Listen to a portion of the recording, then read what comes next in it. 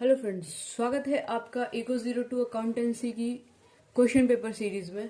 और आज के इस वीडियो में हम सॉल्व करने वाले हैं दिसंबर 2019 का क्वेश्चन पेपर।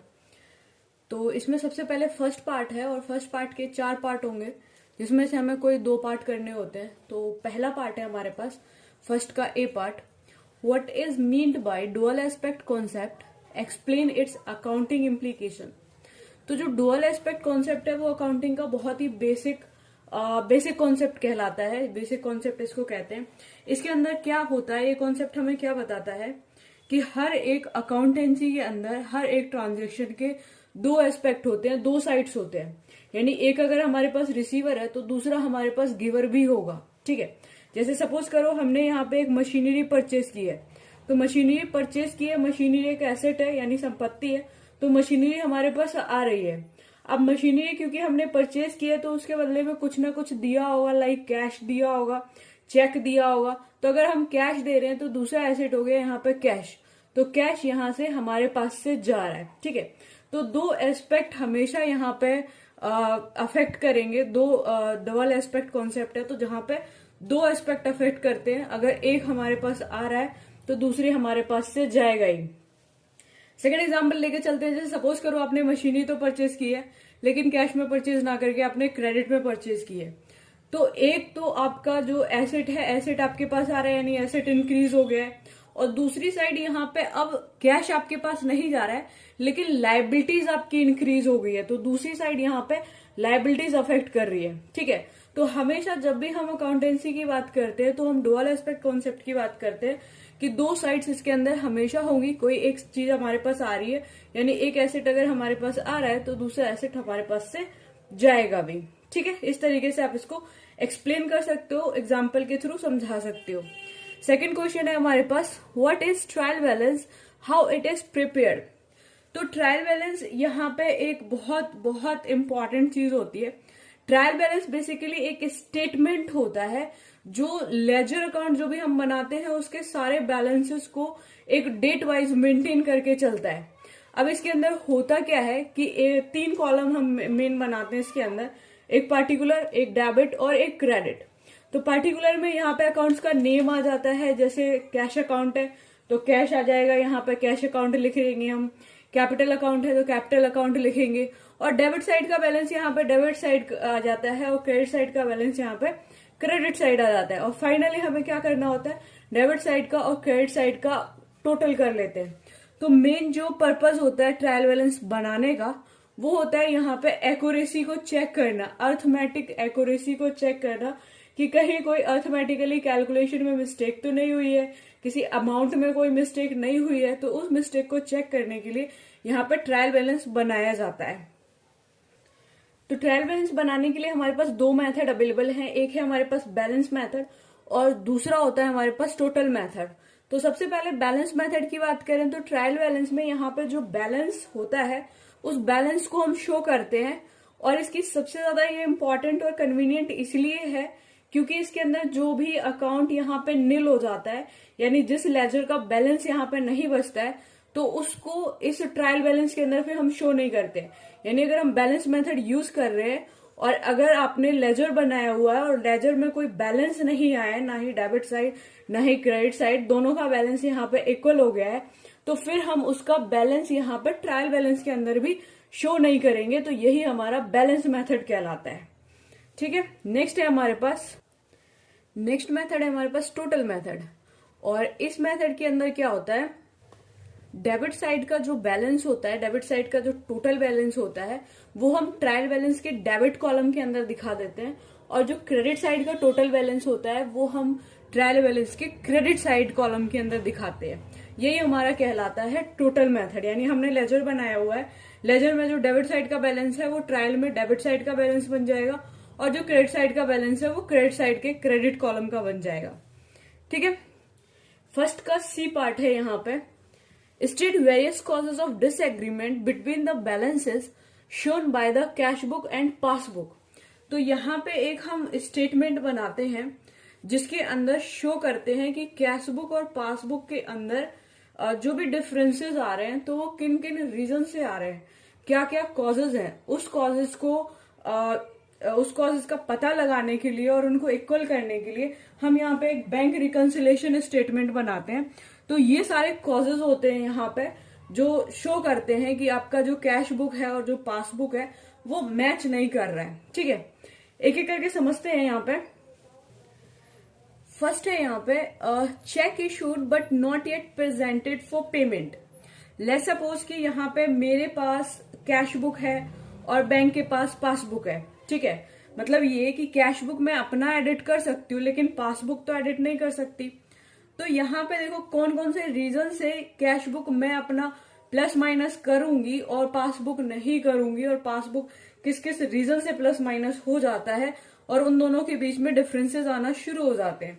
तो check issued but not yet presented for payment, यानी सपोज करो मैंने एक चेक इशू किया है लेकिन जिसको मैंने चेक इशू किया है उसने अभी तक बैंक में प्रेजेंट नहीं किया है। तो सपोज मेरे अकाउंट में यानी मेरे कैश बुक में जो मेरे पास है, मैंने अपने कैश बुक का बैलेंस रखा था कि मेरे कैश बुक में 1 लाख रुपए बैलेंस है।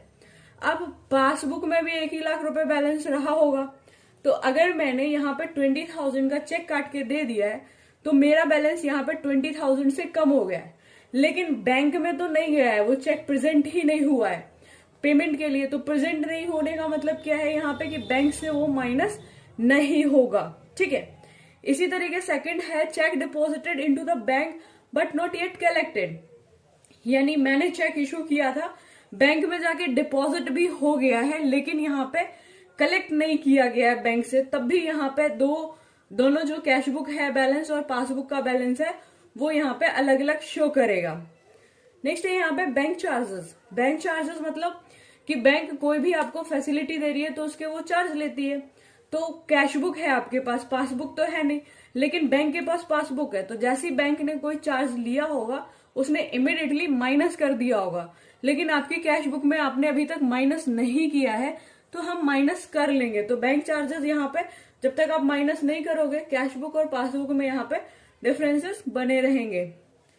नेक्स्ट है यहाँ पे interest allowed by the bank. Bank interest देता है, आपका जो भी मनी बैंक में होता है उस पर इंटरेस्ट देता है। तो बैंक ने इंटरेस्ट दिया और बैंक ने इमिडिएटली इंटरेस्ट आपकी पासबुक में ऐड कर दिया है, लेकिन आपने अपनी कैश बुक में ऐड नहीं किया है, तो यहाँ पे कैश बुक और पासबुक में डिफरेंसेस आएंगे। नेक्स्ट है यहाँ पे इंटरेस्ट ऑन ओवरड्राफ्ट। ओवरड्राफ्ट समझते हैं सबसे पहले क्या होता है। बैंक में आपके करंट अकाउंट में ये फैसिलिटी होती है जनरली कि आप अपने अकाउंट से ज्यादा पैसे भी विड्रॉ कर सकते हैं। तो यहाँ पे एक लोन की तरह ओवरड्राफ्ट एक लोन की तरह काम करता है। तो बैंक उस ओवरड्राफ्ट पे इंटरेस्ट चार्ज करती है। तो बैंक यहाँ पे इंटरेस्ट चार्ज करेगी, यानी कि वो इंटरेस्ट इमिडिएटली माइनस कर लेगी अपने अकाउंट से यानी पासबुक से। ठीक है, और कैश बुक आपका मैच नहीं करेगा।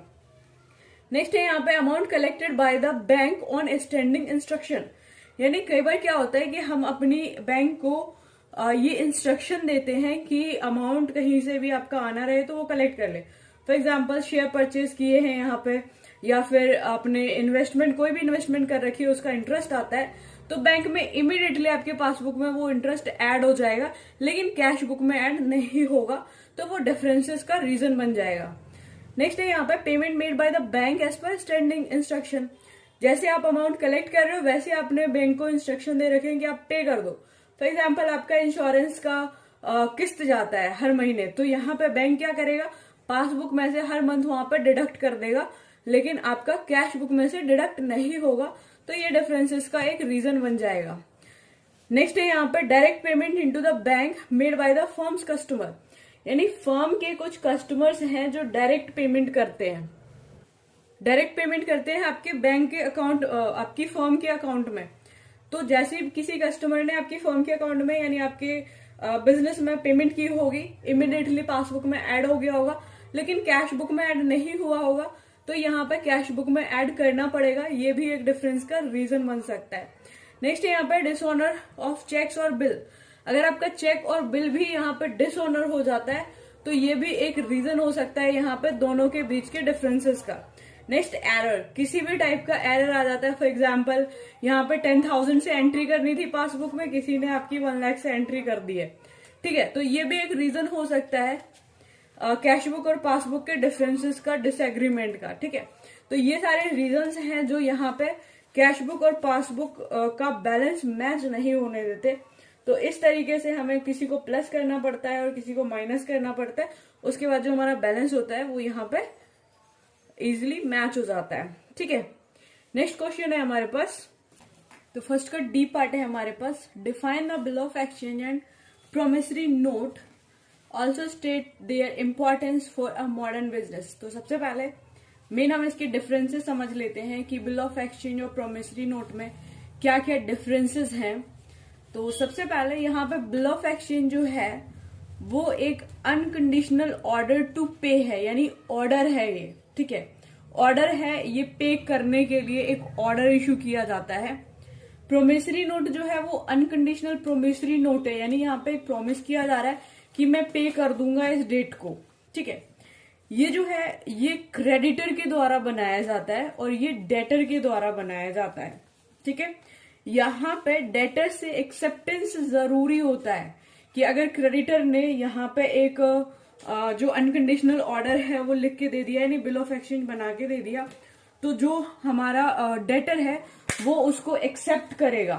ठीक है, और इसमें कोई एक्सेप्टेंस की रिक्वायरमेंट नहीं होती है, क्योंकि यहाँ पे वो खुद ही बोल रहा है, खुद ही प्रॉमिस कर रहा है कि ठीक है मैं इस डेट को पे कर दूंगा। यहाँ पे 3 पार्टीज होती हैं, ड्रॉर, ड्रॉई और इंडोर्सी भी होता है यहाँ पे।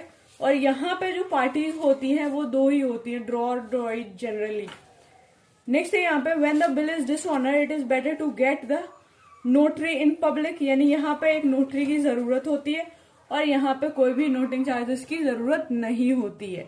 ठीक है, तो यहाँ पे मैंने आपको 4 क्वेश्चंस करवाए। 4 क्वेश्चंस में से आपको कोई भी 2 क्वेश्चन करने हैं, क्योंकि एग्जाम में आपको 2 ही क्वेश्चन करने के लिए बोलेगा। तो कोई भी आप 2 क्वेश्चन सिलेक्ट कर लीजिए, वो क्वेश्चन आप इजिली अटेम्प्ट कर सकते हैं। पर क्वेश्चन यहाँ पे 7 मार्क्स होता है, तो ये 14 मार्क्स आपका फर्स्ट वाला क्वेश्चन होता है, ये 14 मार्क्स आपके सिक्योर कर देता है। ठीक है, ओके, थैंक यू।